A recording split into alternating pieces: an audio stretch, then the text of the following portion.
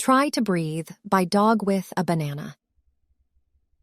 Through the last centuries, our span of what makes us who we are stretches to the edges of the known galaxy. Have we as gathered sapients prepared for the void that leaves? Flanked by the outer dark on the perimeter of our expanded knowledge and the emptiness we leave behind, have we gone too far into ignoring it?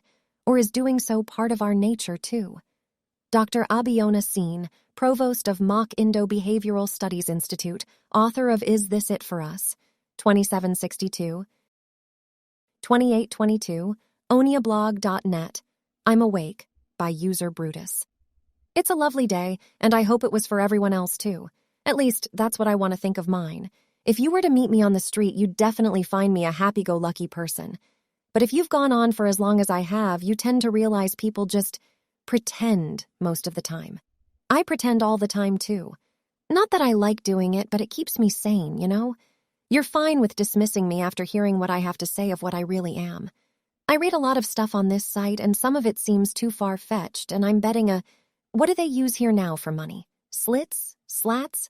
I'm going with slots. Yeah, that. Sorry, I'm betting money that you'll think I'd be pulling on your tail if you had one. But I promise, what I'm saying is true. I am what they would call a recall ranger.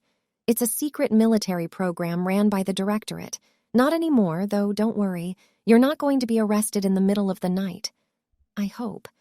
I was born and raised in a community that was so diverse with species that it was hard to keep track. And once I graduated, I had to do something. So I joined it. They would, as they would call it, ice you for storage. They pump you with drugs, give you the best medical care possible, train you to be the biggest killing machine ever, and replace body parts with what you want, plus practical stuff like strength or speed enhancers. I was pretty creative with my choice. Wait for it. Nanomachines.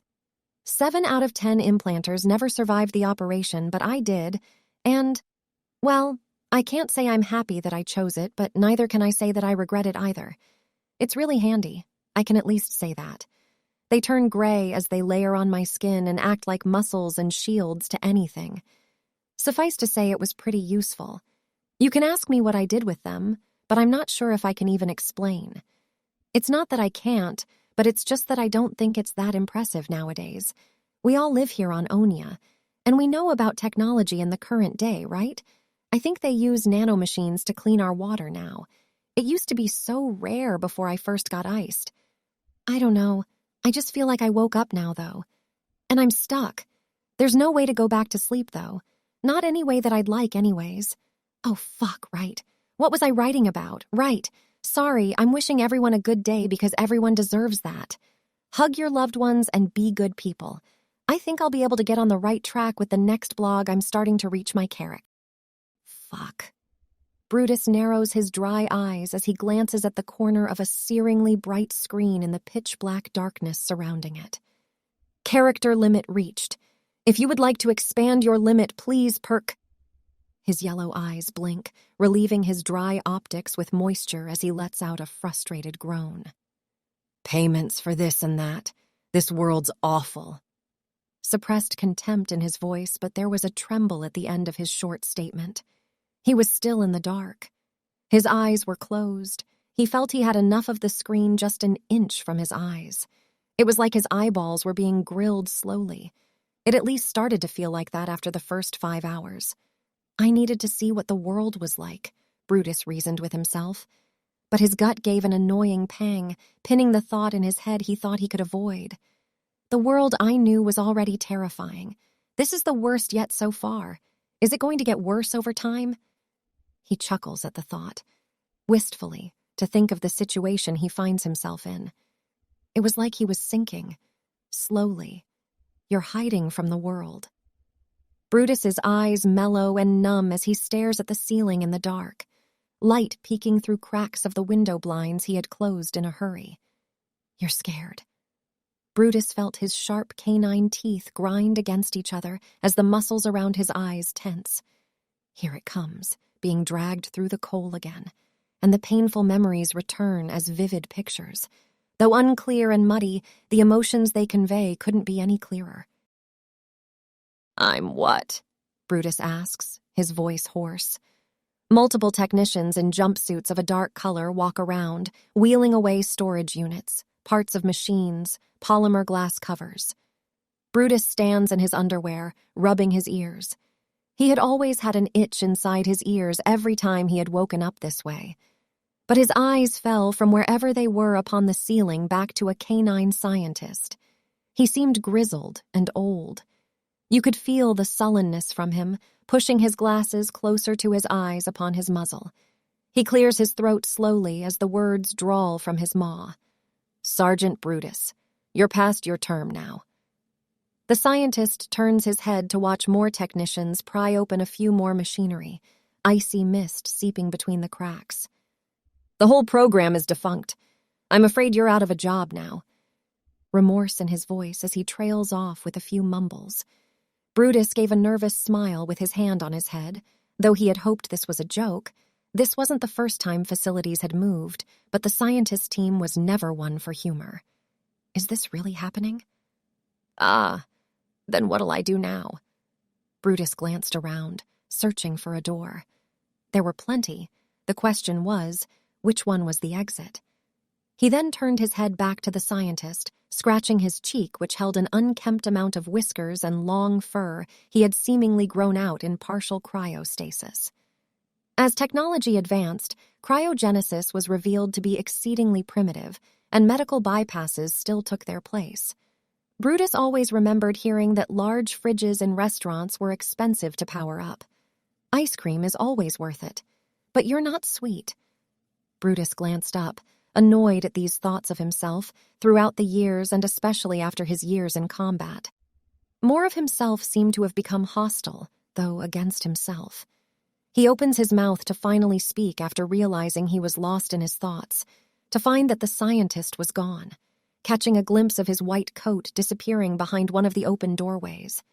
This whole place was metal, claustrophobic, probably buried deep underground in concrete. He watches the surroundings with an aloofness. He always expects different worlds to wake up to. This is nothing. The harder part is getting out of here. The buzzing lights on the ceiling click off from one end of the room to the other, progressively leaving Brutus in pitch black. "Seriously?" His voice echoes in the empty corridor. "Slats." An avian creature with a beaded and chained pair of glasses on her beak spoke in a shrill. "They're the currency on this planet," she briefly stated as she turned another page on her magazine. The program was all hidden under some sort of laundromat. Brutus scratched his cheek. "Man, do I have fleas or something?" He clears his throat and stutters, but he keeps up his weak smile. "Oh, right. And what planet am I on now?" Brutus asks with a nervous chuckle. The avian's eyes flicker up over her spectacles, putting her magazine down. "Sir," she starts to explain, "you're on Onia. The place has been terraformed since you were asleep. Not the crap hole you fought for when you first arrived. That was centuries ago." She picks up her magazine, though not before she slides over a large laundry basket into view with her bird claw feet. "Your stuff. There's a good amount of slats there to get you by until you get a job. Documentation there, too. But you're on your own now, Sugar." She speaks without care, not even affording Brutus a glance. Brutus sighed deeply to himself. The situation hasn't hit him yet, but he knows he's in for a train wreck to the chest. He steps over to the laundry basket and peers inside. His anxiety had peaked as he found generic clothes, but he was specifically looking for a special shirt. No, it has to be. He furrowed his brow as he crouched lower to the short height of the laundry basket compared to his. Elbow deep, he searches, his head turned to the side to peer out at an empty street through the glass door of the shop. The texture. I know the texture. He feels around and feels a ceramic button, that familiar smooth weave of cotton. It was cheap, but it was oh so familiar. He pulls it out quickly, impatient to see if it was his favorite shirt. Other clothing fell out of the basket to reveal his bright cayenne blue shirt with a pattern of yellow bananas all along it. He celebrated, albeit silently, but he had grinned for the first time since waking up, and his tail brushed against the plastic-covered metal of a washing machine behind himself. He presses it to his snout and breathes in. It's been cleaned. But he closes his eyes for a second. It sure takes me back. Only for a moment. I have to treasure moments like these. They get rarer and rarer. Someday I'll only have the past I never had. Are you done? We're closing soon, you know. Gotta smuggle the parts out of here. The same shrill voice spoke nonchalantly. The avian peeked over her magazine and then turned another page. Brutus chuckled nervously and smiled, although his mood was lowered. Picking up each article of clothing back into the basket, he stutters and lets out a puzzled noise. He picks up a pink pair of panties and gulps. This definitely came from his basket, and he holds it up to the avian, pointing at it. Sorry, but is this yours? The avian lowers her magazine to glance over, and her apathetic expression cracked. Her eyes constricted before she fumes a glance over to Brutus, whose ears dip. He raises his other hand in submission. Sorry, this was in the basket too. He glanced between the pair of panties, and at the avian's expression, she definitely was boiling. But she retorts, The hell makes you think it's mine? The avian slams the magazine on the wooden counter in front of her. Brutus's brows furrowed. He wasn't sure how to respond, but he had to be honest. Say something, he thinks as he starts sweating, his ears gradually lowering their angles to flatten over his head. He stutters and opens his mouth. Well. He takes a sniff of the air. It smells like you. He wags his tail. He definitely thought he had something for a second, but as his eyes fell back upon the avian, she only had a face of pure appallment. Her beak is wide ajar. Now it was only awkward silence besides the whirring and banging of working laundry machines. My senses were always easily overloaded sometimes, especially at parties. I think it was because of the enclosed spaces. Not many other places sound and people can go when you're in a room or a house or a building, but the sounds definitely are easier to take in with large and open areas. But the sky... Brutus looks up to see large blocks of the blue sky displayed by behemoth television screens, digital clouds to boot. Flying vehicles, large and small, even trucks whiz by in the air, though they're scarce, and most vehicles tend to be on the ground. He does notice a small hovering elevator carrying two men in maintenance wear and helmets, inspecting a screen with a burnt image of a cola brand, flickering. Brutus's tail was wagging. He had found a bit of joy in the openness of the city. It wasn't as bad as he had expected. Who could blame him for his expectations, however? The last he remembered of this place was a desolate no-man's land with a brown sky, scorching craters everywhere. Brutus found it hard to believe this was the same place, but he found solace in perhaps knowing he had a part in it. He kept a smile up and glanced down at his hand holding a heavily rolled up and battered magazine that the avian was reading. There has to be something here that can help me find a job. Ad placements. Brutus at least knew there were job offerings there sometimes, so he lightly opens the magazine to focus on while moving and stopping with the crowd through every intersection. Damn it, it's all prostitution jobs. Brutus reaches the end of the magazine, letting out a demoralized gasp as he then rifles back, hoping he's missed a few pages at least. He groans and looks up as he plants his feet to anchor himself within the light crowd walking omnidirectionally in the street. Where is he now? The walls of the buildings around himself have gotten dirtier, browner, and there were more posters upon worn-down posters. You could easily count up to 30 layers. The area was darker with the screens having less maintenance, and some of them even having graffiti on them. He found himself in front of the transit station where most people filed into. Security posts on either side of the stairwell with bored guards sitting on chairs and watching whatever was on their heads-up display device built into their visors. He clears his throat and unanchors his feet, stepping forward down into the transit station before finding himself in a column. The line of people was diverse of all races, alien, sapient, even uncommon, though some seemed more disgusted by others. Brutus even caught a badger individual giving a canine individual a dirty stare. One by one, people passed through an automated gate that accepted certain data chips. Green computer chips are the quarter of the size of a hand with trims of different varieties. Some were bronze and dull, dirtied. Some had bright, shiny trims like silver. The finer-dressed people used cards, larger blue versions of these slats that even processed faster. Soon enough, Brutus found himself in front of the gate. He glances up at the screen just overhead. It flickers and rolls with its images of a friendly, smiley face at him. It speaks in a common language. "Hello, please pay the transit fee." It churns out in a natural-sounding feminine voice, but it glitches just at the end. Brutus gulps as he finds himself unprepared, patting over the pockets of his sweatpants as he then finds himself glancing over his broad shoulders. Some didn't mind, but others caught his glance and only looked puzzled at why he was taking so long. Brutus felt a lump in his throat. No way could he apologize to this many people. But he did put up a friendly smile, turning back to the machine and pulling out a familiar chip he saw others use and inserting it into the machine's slot. He smiles, somewhat relieved, but he steps forward and the barrier doesn't budge, pushing him back by his abdomen with a grunt. He looks up at the screen, which silently flashes. "Please pay the full amount." Brutus's eyes widened, and he looked at the slat he had inserted, but it had come out another end. He tries it once more, anxiety in his ears and stomach growing as grumbles grew from people behind him in the line. He felt the eyes drilling into the back of his head. The machine just wouldn't receive it. "No, I'm done." Brutus shook his head and reached over to pick up the slat chip, but this time it hasn't come back out and the screen flashes. "Session timed out. Please try again." "For fuck's sake! Get out of the way, bozo!" A tall otter brushes Brutus aside.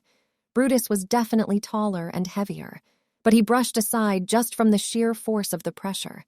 Finding himself in a crowded area at the bottom of a staircase, grinding against a barrier of 3 machines processing transactions and tickets. He couldn't fully understand it. Not like this. Not this quick. The crowd that glances at him with mixed emotions dissipates as they disappear on the other side of the barrier to enter the station. Brutus hugs the wall, swallowing the lump in his throat before his ears perk up. A security guard yells out at Brutus loudly and with authority. Most of the filing crowd turn their heads. "No vagrants in the stairway! Pay or get out of the way!" the guard says firmly, yet aloof, the reflection on his visor reflecting an almost fully anxious Brutus. Brutus glances down and breathes in, then out slowly, starting to move against the crowd, his wolf ears flattened on his head with a frustrated arch of his brow. He brushes past an annoyed number of people and catches a glimpse of an annoyed security guard staring him down from the booth he's staying in. The side window over a door built into the wall lifted up so the guard may lean over it to see better. Brutus drops the gaze almost immediately when he sees their contempt. Walking into a large alleyway arched over by the giant brown and postered walls surrounding the transit stairway entrance. Passing a large sign that says, "Welcome to Ground Residential," with the latter words crossed out in graffiti to instead say, "To the Undercity." Brutus has had enough of crowds and decides to take the quietest path. Though the alleyway had less light and was rather illuminated by cheaper lights hung high near the top of the walls of the wide and long alleyway, with many different corners of entrances and exits along the way. However, further down in this path, there were more and more individuals rather unconventional in their outfits. Though Brutus considers his own colorful wear and decides there isn't much of a difference in weirdness. The only difference was the lack of neon glow and lights embedded in their clothes. They were gathered around screens, crude stalls, bonfires, run-down and stained couches. There were people with crooked, agape mouths and rotten teeth, their gazes blank as they shuffled around. There was a mix of people. It was hard to tell who deserved this. Some people had an earnest sadness in their eyes. He knew that look, a look of wanting things to be better. Perhaps a look of being stuck. Stuck too, huh? He hurries his gait towards the far end of the alleyway now, yelling of gathered persons around a screen playing a foofball game, turn violent as some cheer and some bitterly throw cans and bottles at the reinforced screen displays. The streets are littered with anything you can think of. Paraphernalia like quick syringes, metal vials, even inhalers. Crushed, thrown violently at a surface, disregarded like trash. Their purposes served to whoever wanted their effects. Now they're just nothing. Brutus's eyes followed the items that lined the bottom of walls, kicked aside to make space for the still used and worn sidewalk by an empty road. Long and lit by orange lights that hum with an archaic technology, some of these lights were tampered with and deliberately damaged with bullet holes. Fuck. I think I'm in a bad part of town. This isn't good. He stops just in the middle of the street to lift his head and gaze. It was always a habit of his to watch his feet as he walked. But perhaps things weren't better as he scanned his surroundings. Some stores seemed to have been broken into, dark with the streetlight peering in to reveal bashed windows that were even reinforced and shot through.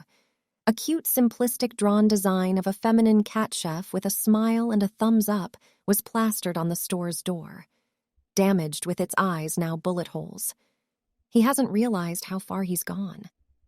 What was he even thinking about while walking?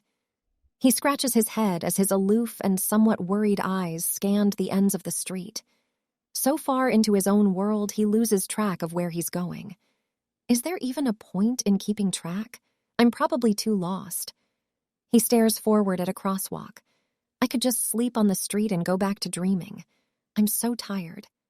Considering where he was, he could probably fit in with the decor, a broken, used thing discarded to the streets. He stares at an unusually empty and clean spot just before another alleyway. The alleyway echoed drips, and as his eyes lifted, he found that there were leaking machines, probably cooling or heating machines that warmed the tiny homes of whoever was currently living here in the middle of this decrepit block. There's people behind those walls, he thinks to himself, trying to imagine who would be able to live here. Corners of his lips tremble as he thinks back to his own shared dorm room. I really hope this is all just a bad nightmare. He steps to the emptied spot, though due to his size, he curls his legs towards himself and still has to use his tail to brush some crushed cans away. His eyes are lidded as he takes in the shame of being in this position. He looks down at his favorite shirt and brushes a spot off as if it would have made things less dirty. His mind had been running so far already. This was something he could have gotten used to, but he never would have had the chance. It was wake up, fight, ice. There was no space for the thoughts to come in. Of course, there were cracks, but I can handle that. The past is some terrifying beast with insane speed. It's getting closer, and there's nothing stopping it now.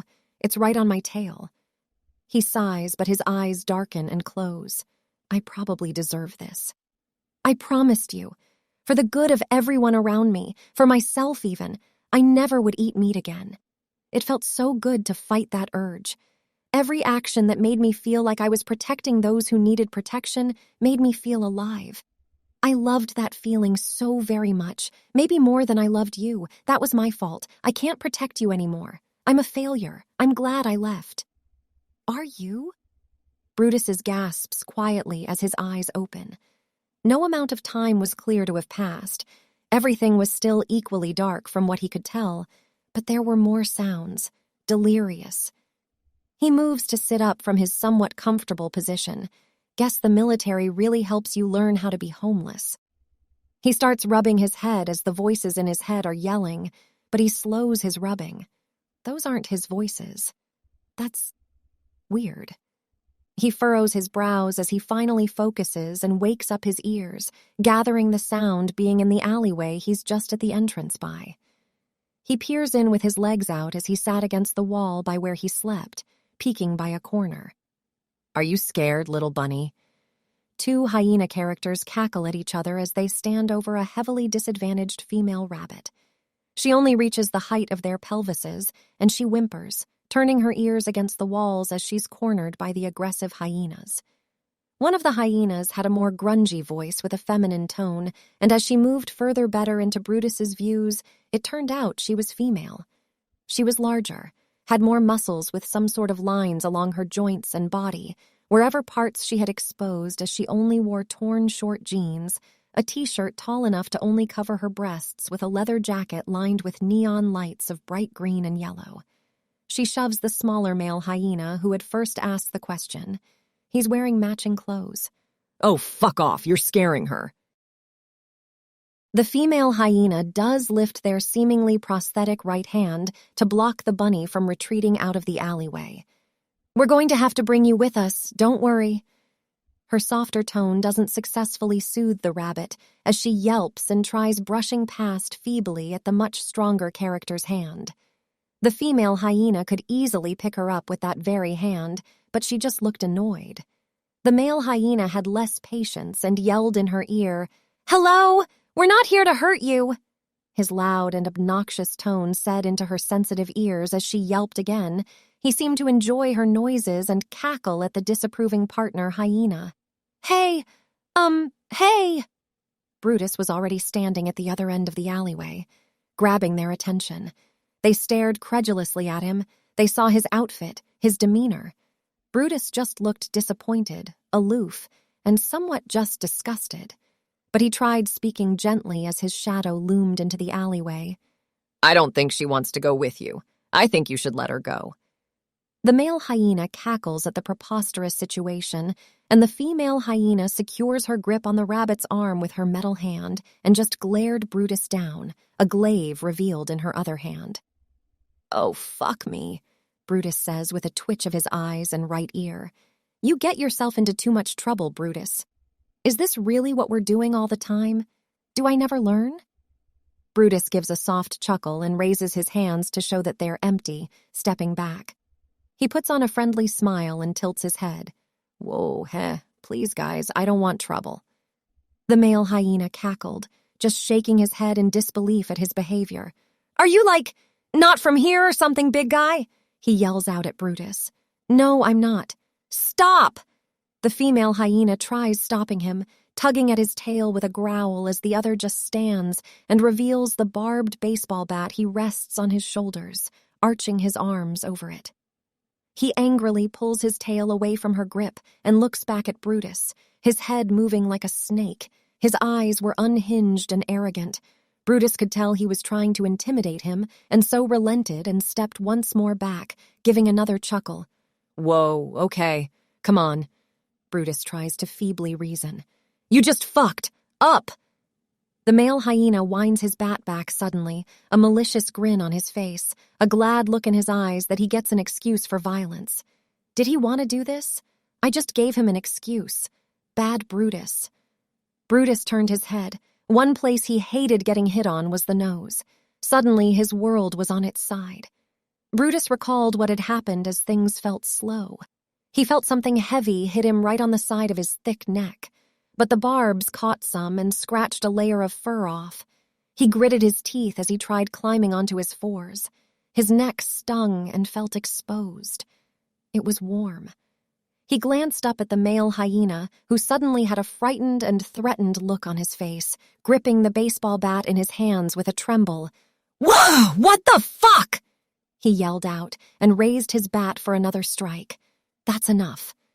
Brutus's feeble demeanor was dropped, his neck displaying a gray spot on where it was hit.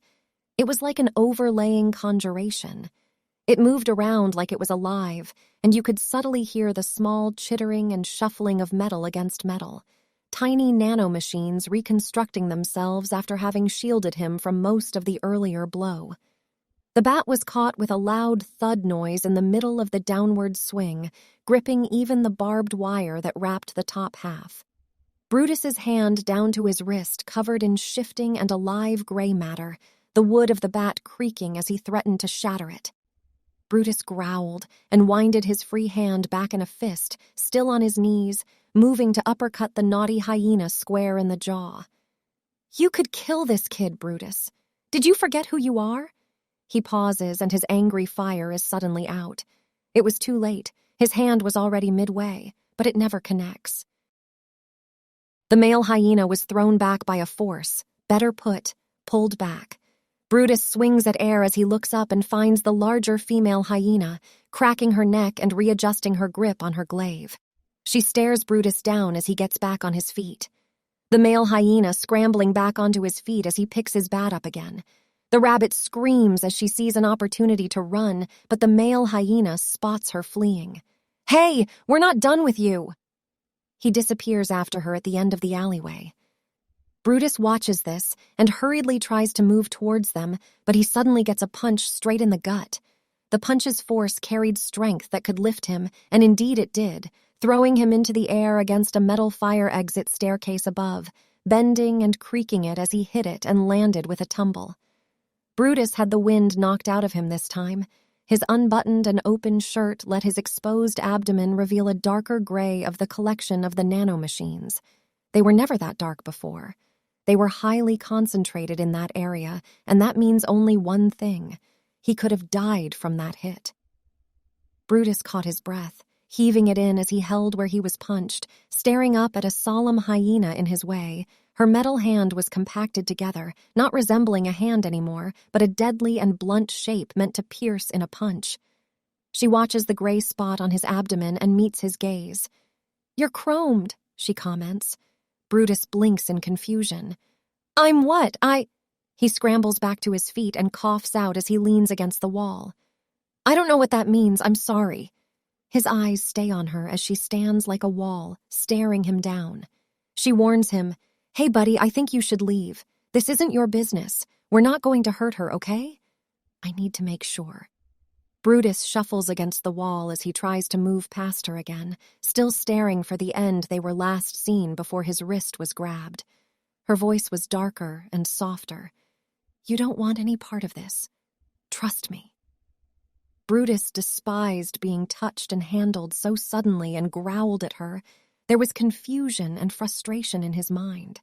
Trouble had found him so soon it was like an old friend. He found himself staring into eyes unlike the ones he saw earlier. There was uncertainty, no fire to fight him. They stared at each other in the lock, awkward silence that felt like forever. Then he heard the rabbit scream in the distance again, gunshots heard. Brutus jolts and tries to dash forward, but the iron lock swings him back around towards the end he came from, slamming him into the wall with a grunt. "You're not hurting my brother. He's not right in the head." Brutus had heard the rabbit's scream ringing in his ears as clear as day, unable to focus on even the pain of being thrown against damp concrete. "I need to make sure she's all right, damn it." He tries sprinting on all fours past the hyena, and for a moment it seemed he was passed successfully, but he lets out a sudden wince with his tail being gripped. He's tugged backwards like a rope, and his waist is locked in her arms. The end of the alleyway falls into the ground as he's suddenly on his head and back, staring at the other end of the alleyway but upside down. He almost bit his tongue off as he falls backwards onto his front now, breathing heavily as he trembles back to his knees and hands with the hyena doing the same. She had just suplexed him. Seriously? Brutus finally lets his emotions get the better of him. "You're scaring her. Just leave her alone," he spits out. The hyena seems resigned from using words anymore as she starts rushing towards him from the ground. Brutus clashes with her. They brutally wrestle with locked hands, their foreheads knocked together as he matches her glare. She suddenly pulls her metal right hand back for a punch straight at his nose. Brutus's eyes crack wider as he reacts, moving his head to the side and catching her organic wrist where the prosthetic augmentations stop with a brutal bite, feeling some of her tendons severing with his sharp canine teeth. She lets out a shriek of pain as she batters desperately at his back with her glaive, the blade end being blocked by his nanomachine augmentations. Brutus was almost disassociated, aware of his barbaric attack, but he only could watch from his eyes. Back at it again. A monster. He tears away from her arm, dislodging her prosthetic hand, which makes certain joints and lights pop and fizzle with sparks flying as she shrieks some more, feeling the welded metal tear away from her flesh. Brutus has a mix of black blood on his maw as he tucks her other arm under his and headbutts her. The hyena's stunned, a bruise already on her forehead as her eyes are blank, wide open, and hazy. Brutus felt the warmth of the shifting nanomachines on his forehead where they connected, hearing their constant shifting in his ears as he threw his head at her again. And again, and again. Brutus could swear he heard a crack somewhere. He let out a cry as he hit her 3 more times, a cry of pain from his bloody mouth as he regrets what he's doing at the very moment he's committing to it. He drops her relaxed body and her glaive, wooden as well, hits the ground. There's no time. No time. I have to. I have to go. He keeps his gaze at the end of the alleyway as he steps forward, stumbling a bit over one of her legs as he runs towards the corner he saw them disappear to. Back out in the open street, he sees a store block that was broken into, the blue light from inside shining the street in front of it. A black pool of blood seeping from inside to the sidewalk and even to the asphalt of the road. The closer that Brutus moves, his step gets faster as his heart races.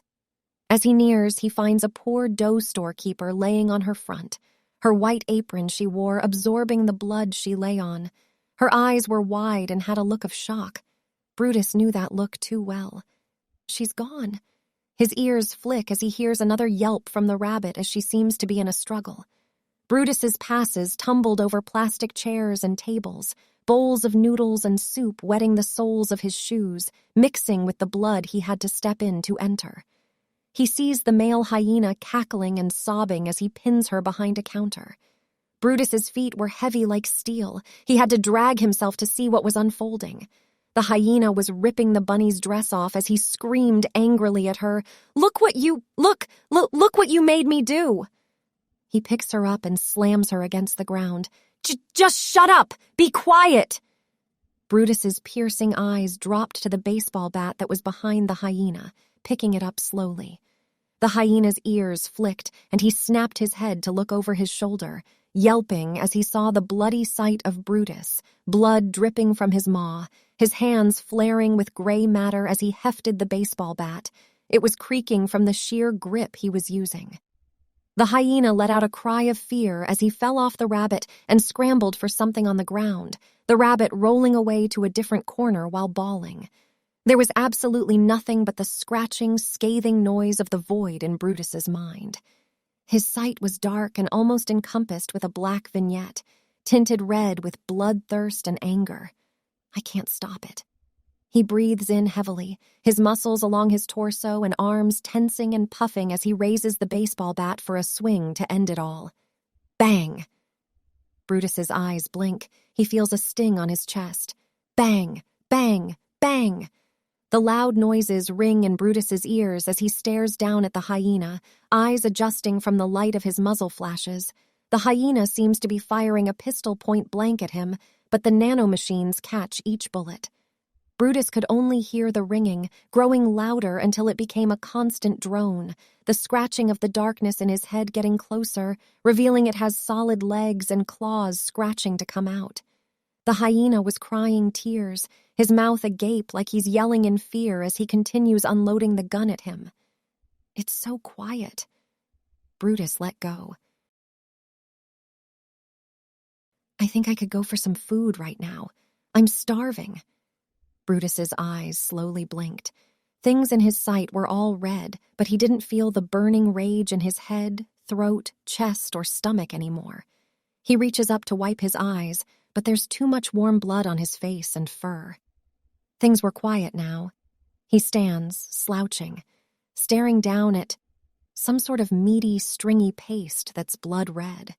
Some of it was in his hands, some of it on the end of the snapped half baseball bat he still had in his grip, which he immediately dropped. He steps back and hits the counter with a grunt as he sees his full work.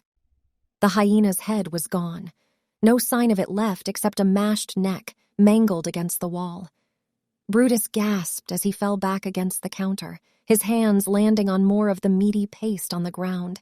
He winced and felt something pointy and solid poke his palm. He looked down at it. Bone fragments. His ears flicker as he turns towards the sound of stifled whimpering. The rabbit is curled in the very corner, hugging her legs to cover her bare body. Whatever happened had her covered in blood. She sniffles and convulses before her gentle and teary eyes fall upon Brutus. His whole front is covered in red. He puts on a solemn smile and tilts his head.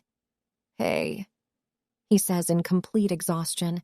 He catches himself in this state, realizing he's spent both emotionally and physically. He gulps dryly and reaches out to her. "You're safe now." He breathes out. "Is she really? With you around?" His hand was shaky as he reached for her hand. She slaps his hand away and pulls on her ears down to cover her eyes. She starts breaking down with deep cries from her stomach. The full situation had reached her completely with those words. Brutus's ears flattened completely as he saw her cry from complete pain. Watching her as he reminisced and his aloofness returns, his whole face and body numb. I want to say I'm sorry. I want to cry too. But I think I'm broken. He moves to get back on his feet with a wobble, slipping a little on some of the blood and paste before he holds onto the counter to keep him balanced. His legs were trembling. He limps out of the store, seeing that there were now a few collecting people watching the aftermath of the ordeal, some shouting for help and to call emergency services. He turns and moves down the street, no one daring to come near him or catch his gaze. Sirens wail in the distance. Knock, knock. Brutus turns his head while he rested on the bed towards the door that was being aggressively rapped on. "Coming!" Brutus lets out with a tone of annoyance, getting up and turning on the light. He scratches his rear side while he was in the underwear he woke up in. He opens the door just a tad and peers out. "One night! I said one night and you're out!" A smaller cat figure with glasses on his spectacles has a laundry basket in tow. "I washed your clothes like you asked, but you said you'd be here for only one night. The slats you gave me don't even cover it," he states to him defiantly with his head held high, not out of confidence but because of the sheer height difference. Brutus opens the door fully. Brutus tilts his head as he scratches his cheek. "Oh, right. They're called slats, not slots," he said mostly to himself in recollection. 1 hour, and I don't want to see you here again." The cat figure yowls angrily as he picks up the laundry basket and slams it down in front of Brutus. He then whips around to leave down the hallway. Brutus peers after him out the door. "Sorry for the inconvenience." His ears lower as the cat only grumbles as he disappears down a staircase.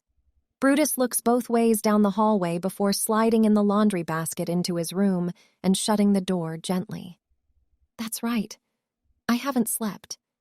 Brutus was groggy but definitely rested as he fishes into the basket and pulls out his favorite shirt now clean.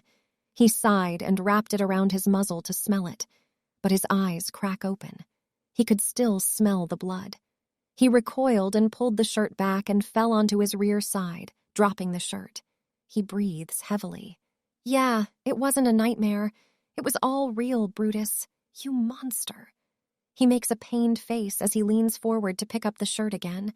It was the only one he had. "And don't come back!" The cat hostel owner slams the sliding door, getting Brutus's tail caught. He yelps and pulls away, reaching for his tail to rub and give a soft growl at the closed door. It was glass, and the cat owner didn't look apologetic, turning the closed sign on his door all the way around back to closed and just giving Brutus a sour look. Brutus turned around and found himself at square zero when he earlier started at 1, staring at the uncaring and loud city. He has let out a deep sigh of defeat. If I wander again, bad things could happen again. I should turn myself in. He looks around at the busier streets. The thought of going to jail weighed heavily in Brutus's head. Ironically, he thought of the idea as not too different from his early years in the military. He walks into a building heralding holographic images of a shield displaying the words Reeves Star Security. The name definitely confused him at first, but the passers-bys he kindly asked directors from pointed him towards the place for police. Immediately, he gets the cool flow of air conditioning from a thin vent just after the large doorway. The place was bright and decorated with lively green plants, metal benches. The room was a lobby and waiting room, and at the larger end of the room there were lines of counters where uniformed personnel were receiving calls and filing papers, desk plaques displaying surnames of each officer available. Beelining for the closest available window, he clears his throat and puts on a weak smile with his exhausted face, waiting for the busy vulpine officer on the other side of the blast-proof and reinforced glass. Brutus knocks lightly, and it makes the officer lightly glance up and press a button. Her voice coming through, professional yet flat. "Yes, sir. How may I help you?" She puts aside her documents and puts her hands together on the desk to face him fully. Brutus turns to parallel her as well, his hands on the counter as he gulps and nods. Hi. Last night, He definitely hesitates as he recalls what he did, trying not to incur a negative reaction and try to remain calm. Just spit it out. You murdered people. He twitches an ear as he falls silent, tapping his thumb upon his hand as he holds his hands together on the counter. His ears then fall flat. The Vulpine officer raises a brow and tilts her head. Sir, is everything all right? She asked with some more concern in her tone as she sensed something was off. His eyes flicker upwards to meet hers, and he opens his mouth, but nothing else comes out. He stutters again. Relax, sir. You can talk to me. You're safe here. She says in a professional tone which sort of goes against her intent to soothe him, the statement just resulting in a flat manner. Relax. Brutus inhales but shakily, losing the grasp on how to inhale and exhale calmly so suddenly when it was brought to mind. Can you not do anything right, Brutus? The Vulpine officer pulls away from her desk on the other side and moves around to the door to enter the lobby and meet him. She stops at a distance as she keeps her eyes on him. Do you need me to call stars? Are you feeling all right? She asks with a bit of a lean to the side, her brown furred ears twitching as she watches him cautiously. She glances up at a corner of the ceiling where a camera's staring right at the situation. She then approaches slowly with a hand out. Don't touch me, please. Brutus gasps out and looks up at the Vulpine officer with a desperate look in his eyes. I murdered people. Please just take me in. The Vulpine loses her face of worry and turns serious, unclipping her holster on her hip as she places her hand on it. Okay, on your face, now! The officers on the other side of the glass see what's happening and move off their posts, starting to line up at the perimeter of the lobby, ready to assist with the civilians they were assisting, moving out of the lobby with the help of 2 officers escorting them out. That was the guy from last night! One passing civilian says out loud before they're all kept safe outside the building and the door closed behind themselves. Brutus closes his eyes to stay in the dark and comply. Stay quiet. It's all going to be over soon. The noises start to drone out as more officers shout, more uneased the longer Brutus stays still, on one knee as the Vulpine officer draws her gun. Brutus turns his eyes to look at her. She flinches, and like time has slowed, her maw moves as she seemingly is shouting orders at me. I came out here to try and make things all right. I didn't want any of this. Ever since I was young, I have only wanted to help and protect those who couldn't protect themselves. I was tall and stronger than the other kids. I knew it was my responsibility. I loved the feeling. It kept me alive, made me feel alive. But am I hurting others now? Do I just scare people now? I tried to change that image before, and I thought it worked for a moment. Then I thought I had a higher call. I dropped everything to make that choice, that ultimate sacrifice. I probably sacrificed everything I had that day. I'm not a protector anymore. I'm a brutal killer now. Why did I do all of this? Can't you just fucking quit with the questions? Listen to me closely now. You got all ears and eyes on me now. You dropped everything because you thought you could do better. You got what you wanted. You could protect anyone you wanted from physical harm, but you failed to even think about the hearts you broke when you left. You didn't say a word, Brutus. You disappeared. You thought it was for the best, but you were selfish. I hope you realize this. There is no way you're coming back from this. Brutus closed his eyes and hung his head. One of the lobby doors swung open. What is the meaning of this? An accented voice calls out, and with the sound of quick boot steps, he walks over to where the Vulpine officer was. The voice pauses before it speaks again. Calm down, everyone. We don't need this many officers. You're scaring the civilians. Now put the gun away. Brutus's ears flicked as he listened before his eyes slowly opened to see a uniformed wolf-like officer, yet his tail was fox-like. His eyes were mismatched, brown to green. His eyes match Brutus, and it only gives a gentle feeling. His uniform was clean and pressed, brightly colored, and he had stripes on his epaulets. The female Vulpine officer glances at the obviously ranking officer and nods.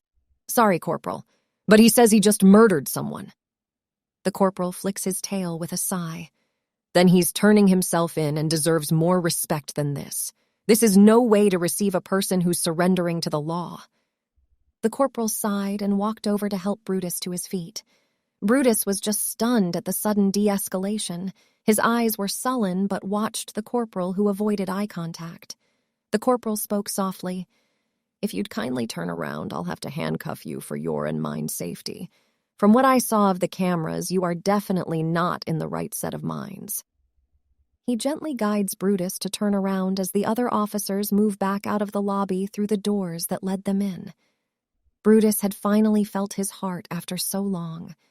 Kindness in such a cold world out of nowhere. He finally felt the damaged beating of his heart, heavier than anything he's ever carried before, as he starts letting out a choked noise, hanging his head. He felt his hands being placed upon his back, and finally cold metal resting his wrists together. He's guided back around to face the corporal, who looks anywhere close to his eyes. His smile was genuine and kind. "Why won't he look me in the eyes?" Brutus finally let out some words as he held the lump in his throat back. "Please take me away." Hearing those words, the corporal blinks and his ears slightly dip, tilting his head with a sigh. "We'll have to process you and see what you're facing. If we find any incidents matching any crimes you admit to, we'll match them to you with a more lenient sentence for your surrender." The corporal puts a gentle hand on Brutus's large arm. "You did the right thing," he says soothingly to Brutus. "Indeed he did." A voice calls out after the lobby doors open. "That's why I'm paying his bail. Once the payment is through, you won't need him in custody. Just place it on his record and move on with your day." A shorter canine with blonde fur and hair, rose-colored eyes, and an apathetic expression walks into the lobby. He sighed and straightened his red tie. He was wearing a black corporate suit. The corpo flashed an ID at the corporal, who opened his mouth to protest. But the insignia that weren't familiar to Brutus's eyes made the corporal pause. The corporal had a troubled look in his eyes, and he's handed a slat, trimmed with the shiniest metal Brutus has seen so far. The earlier Vulpine officer takes the initiative to unlock and remove Brutus's cuffs, making the corporal turn his head to only watch them do so with flattened ears. Brutus lets out a surprised breath as he rubs his wrists. Both officers stand aside as the corpo approaches him. "Look at me," he says flatly. Brutus's already low gaze raises just slightly to meet the shorter canine's rose eyes. He spotted a subtle smile on his face, but the sense he felt from him was daunting. There was something about this individual that put Brutus on edge, but he somehow felt safer too. He felt a sense of belonging, then seethed in thought with a furrow of his brows. Scrambling in his mind as his instincts were screaming something incoherent, it was everything all at once. "What's your name?" the corpo asks with a quiet tone, his hands in his pockets. Brutus's eyes keep on his before replying in a tired voice. "Brutus." He takes a pause, then asks, his tail flicking into a sway as he finally gets some semblance of a normal conversation. It was the first time someone has asked his name in so long. "Hello, Brutus. You may call me Elijah, or Eli for short." Like a ring of a bell, he felt a connection being made, a flash of something bright in the void he was in since he woke up. A name, an opportunity, out of nowhere. Brutus's tail was in a wag as he smiled back at him, chuckling. "Heh! Hello, Eli," he replied, a little giddy. Elijah smiles and pulls out a pack of cigarettes, glancing at it as he bumps 2 sticks out with a single tap, his eyes lifting to meet Brutus's again after he plucks one out for himself, offering him another. Brutus glances at the cigarette and dryly smacks his lips, taking the cigarette and placing it between his lips. With a metal flick, a lighter starts, and the warmth tickles Brutus's whiskers and nose. He leans against it, and the end of his cigarette crackles and burns, and the note of earthy, soothing tobacco is breathed in. It's nutty, flavorful, pleasant, brought in by a wave of calmness. Brutus straightens up and enjoys the scent that starts in the air. Elijah smiles in amusement, tilting his head as he watches the large wolf. He speaks finally. "You've been through hell, Brutus. You can breathe now. I'm here to take care of you now." Those words made Brutus's ears flick, and he opened his eyes to see Elijah also smoking a cigarette. "You must be hungry," he offers after plucking the cigarette from his mouth, exhaling a cloud slowly. He gestures to the outside. Come on, let's get you a nice meal. We have plenty to talk about, Brutus. Breathe. This is the only beginning. We forget that we are voids within ourselves, universes of universes, flanked metaphysically by the darkness. Of course, it is within our nature to ignore what calls out to us from beyond, what lies beneath the black. We live to survive and survive to live. We now strive to stay sane in the insane world that we have surrounded ourselves with. Our span of control has grown beyond our reach. We may control ourselves and others, but the way things are may never change. They have always been.